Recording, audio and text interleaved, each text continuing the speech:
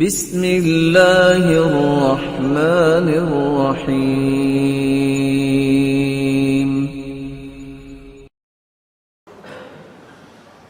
امام ابن القیم رحمۃ اللہ علیہ سے کہتے ہیں وَقَدْ يَفُوتُ الْوَلَدُ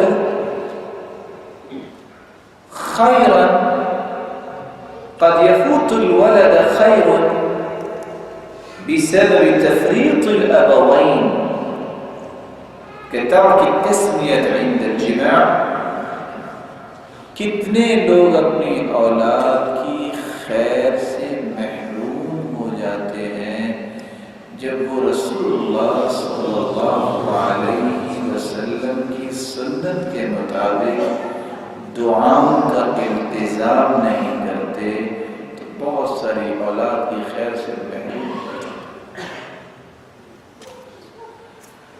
عبداللہ بن المبارک رحمہ اللہ، ان کے پاس ایک شخص آیا، ان رجلا جاء يشكو الیہ عقوق ولدی، آ کے کہتا ہے کہ میرا بیٹا بڑا بدتمیز ہے۔ فسأله ان كان دعا علیہ ام لا، تو انہوں نے فوراً یہ سوال کیا تم نے اپنے بیٹے یا اولاد کے بارے میں کوئی بد دعا تو نہیں کی تھی؟ تو اس نے جواب دیا ہاں میں نے بد دعا کی تھی، اس سے میں آیا۔ فقال له حينئذ انت افسدته، بعض لوگ اپنی اولاد کی تربیت اس لیے بھی نہیں کر پاتے، ان کی بد دعا کو رب قبول کر لیتے ہیں، اپنی اولاد کی تربیت اور ان کی خیر و برکت سے محروم ہو جاتے ہیں۔ عبداللہ بن مبارک نے فرمایا اس کا مطلب ہوا کہ اولاد کو خراب کرنے میں آپ کا ہی ہاتھ ہے، کسی اور نے اسے خراب نہیں کیا۔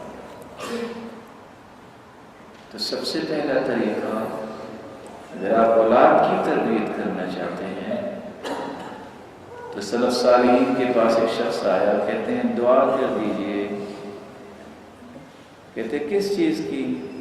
میری اولاد نیک ہو جائے۔ کہا کتنے بچے ہیں؟ کہ پہلا بچہ ہے۔ کتنی عمر ہے؟ کہتے 6 ماہ ہے۔ کہا لیٹ ہو گئے۔ کتنی عمر ہے؟ 6 ماہ۔ تو کیا اس کو کہا؟ لیٹ ہو گئے۔ کیا لیٹ ہوا؟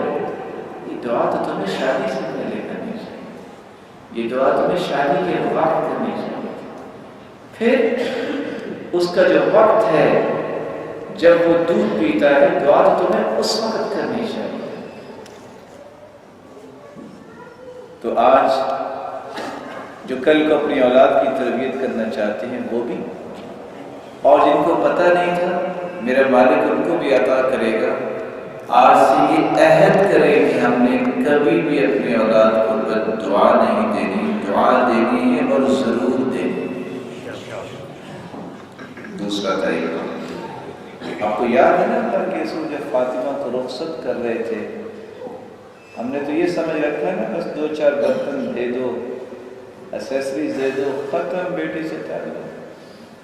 اللہ کے رسول نے جب بیٹی کو رخصت کیا، جب تک آنکھوں سے اوجھل نہیں ہوگی آپ 2 ہی دعائیں بار بار دے رہے تھے، اللہم بارک لہما فی نجلہما وفی نشلہما، یا اللہ اس کی اولاد میں برکت ڈال، یا اللہ اس کی اولاد میں برکت ڈال، یا اللہ اس کی اولاد میں برکت ڈال۔